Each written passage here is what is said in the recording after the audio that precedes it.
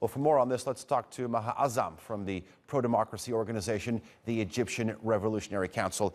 Maha, thanks for coming on to TRT World and speaking to us. Now, looking at this statement from the Egyptian Interior Ministry, the fact that 40 terrorists were killed, does it say to you that this was a very significant threat?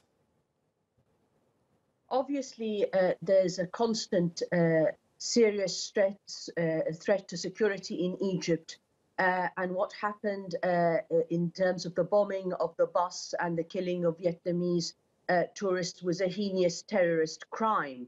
But the killing of 40 suspects in one day is also a brutal attempt by the security forces and the military regime in Egypt to show that it can take control of the security situation. These were extrajudicial killings. We do not know whether these were armed combatants or not. For all we know, given the history of the Egyptian military and security forces in terms of extrajudicial killings over the last few years, that these may have been innocent people. There is no due process. There is no way of knowing whether these were terrorists or not. Okay, let's shift gears a little bit.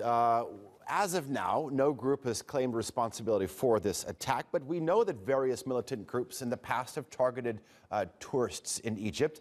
This is a vital sector for the country's sort of income, revenue. How do you think this sector is looking and how it'll affect the country moving forward? Of course, what's just happened yesterday in terms of the bombing of the bus is a blow to tourism. These blows happen frequently in Egypt. There is an inability on the part of the regime to maintain security and stability because its tactics are not working.